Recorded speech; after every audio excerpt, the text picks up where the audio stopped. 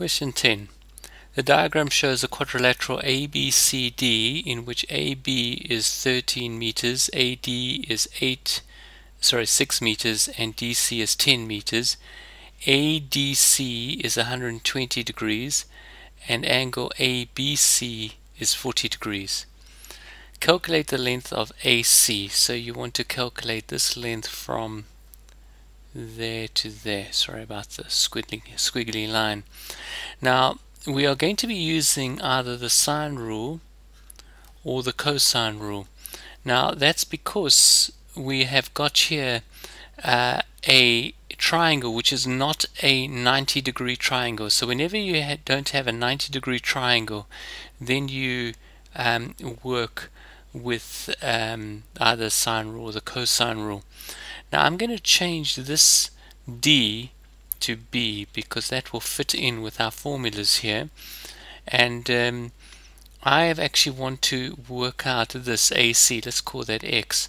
Now when you are dealing with the sine rule and the cosine rule, you always label your sides opposite. So this would be A, this would be C, and this would be B, like that.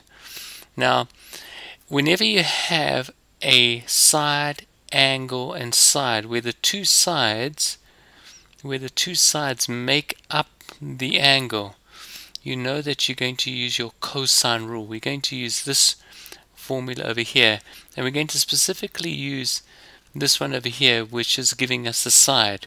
Now you can see this is to find a squared, but I'm actually going to use, it's always this over here, b. Sorry, this should be a small b over here.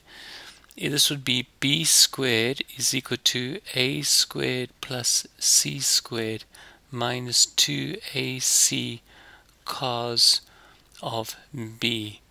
You see, it's always the two sides that make up the angle, the a and the c, and the angle in between them, the b, equals the opposite side. So although it's given in this form, you should be able to change it into this form.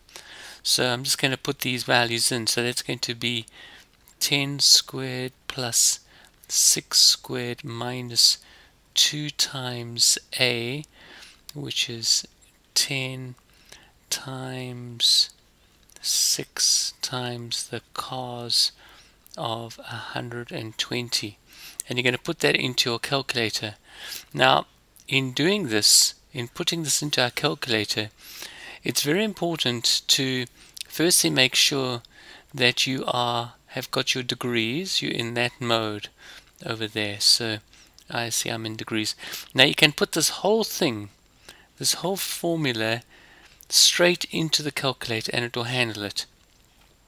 So it's going to be 10 squared plus 6 squared minus 2 times 10 times 6 times the cos of 120 close brackets equal. It's equal to 196. So b squared is equal to 196, and therefore b obviously is going to equal the square root of that. So we find the second function square root, and then we do the second function. We bring in our answer and we say enter, and we see that b is equal to 14. So going back over here, we've got our length here, b, is equal to 14, and that will be meters. Then it says calculate the size of angle ACB. So now we want this over here, this angle here, ACB. Now in doing this, we're going to need to use this time our sine rule, because if I relabel this diagram, let me just clear some of this. Let me just clear this out here. We've got that like that.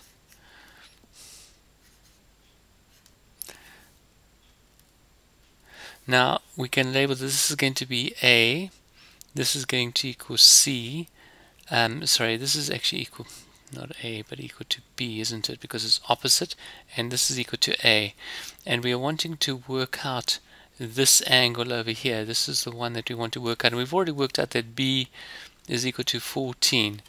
Now whenever you've got a side and an angle opposite, we've got this situation over here, an angle side pair. You see we've got the angle B, side B. Then we know that we're actually going to be using our sine rule. Now in looking at this, we can see that I know nothing about A and sine of A, but I know something about C and B, so we're actually not going to worry about this one at all. That's not going to be important. Also, the important thing here is that we want to find an angle. So what I do is I switch both of these around and I write this formula like this. The sine of C over C is equal to the sine of B over B, like that. Now this is going to be the sine of X, that's what I want to find out, over 13 is equal to the sine of B, which is 40, divided by what we've just worked out. We worked out that's 14. Now I just cross multiply here. I get rid of that 13. I multiply both sides by 13. And I'm going to multiply this side also by 13. We see that cancels out. So we got the sine of X. We have the sine of X is equal to the sine of 40 times by 13 divided by 14. And I'm going to put that into the calculator here. So let's do that. We've got the sine of 40, remember to close brackets here, times by 13 divided by 14. And I get that. So I get the sine of X is equal to 0.5967 and so forth. But I actually want the angle, so to get the angle I push second function sine, second function answer, I bring that in and I push enter and I get 36.64, and I would write that to three significant figures. So X, or the angle ACB, the angle ACB is equal to 36.6 degrees.